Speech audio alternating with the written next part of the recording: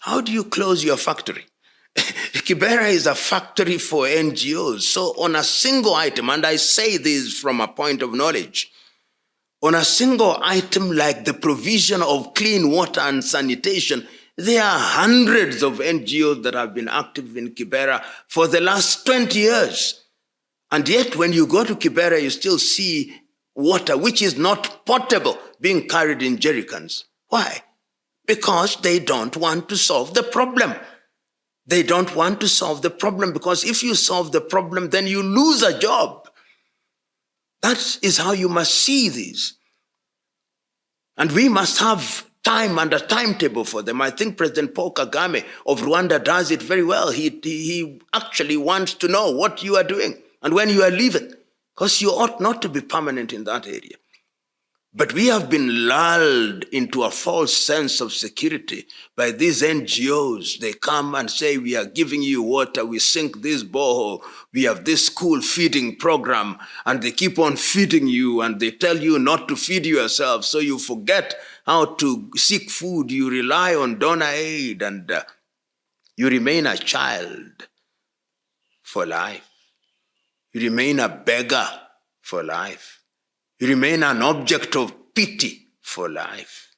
You remain a person whose esteem has been destroyed for life. You remain fodder for life. You are dehumanized for life. You are humiliated for life. Sad. Governments, African governments must play their role. We have played the blame game for too long. We must also say that the reason why those NGOs are in our countries is because our governments have failed.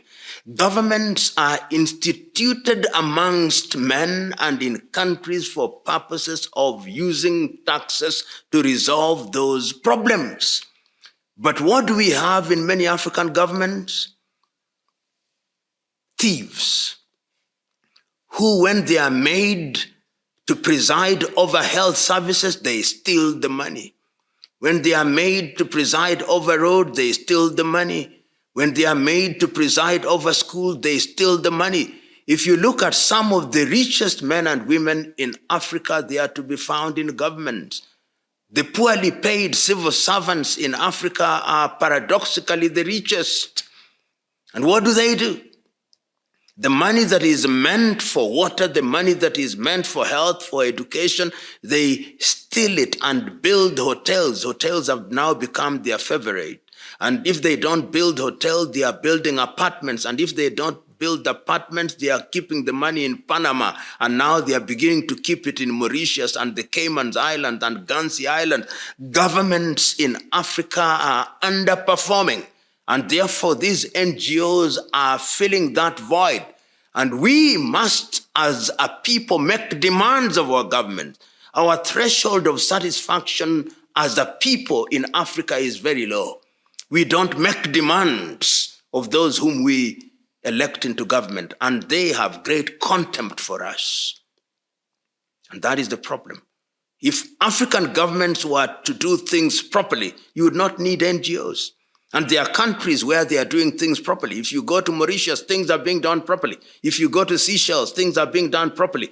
If you go to Botswana, things are being done properly. You go to Rwanda, things are being done properly. If you go to Tanzania, they are beginning to do things properly. If you go to Uganda, certain things are being done properly. When I was growing up in Nairobi, things were being done properly. Garbage was collected 3 times a day. There was hot lunch in Nairobi. There was free education, free indeed, with exercise books and textbooks being supplied. There was medicine in our dispensaries and in all other places. Then we lost the script. Then we dropped the baton and we started electing a bunch of thieves into public office. And we have never recovered because we ran kleptocracies masquerading as democracies.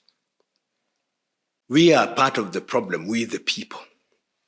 Democracy requires that the people themselves are eternally vigilant.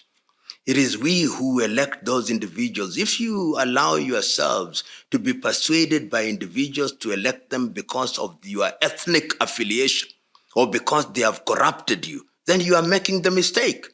If you go to countries where people make demands of their leaders, things are being delivered. You go to the Scandinavian country, you go to Norway, you go to Denmark, you go to Finland, you go to Sweden and see how things are working. Because if you joke, the people will come and make you resign. But here, a person steals and we say we know he is a thief, but he is our thief. How can a country grow? A friend of mine once told me that when you blame the windmill, you must also blame the wind. The leaders are the windmill. We are the wind. If we choose to swim in the sea of ignorance, then we can only discover islands of corruption. But if we choose to swim in the seas of meritocracy, then we can discover islands of hope. The choice is ours. For the moment, we have chosen to drink from the poisoned chalice of ethnicity and corruption, and we are reaping the dividends, bitter fruits.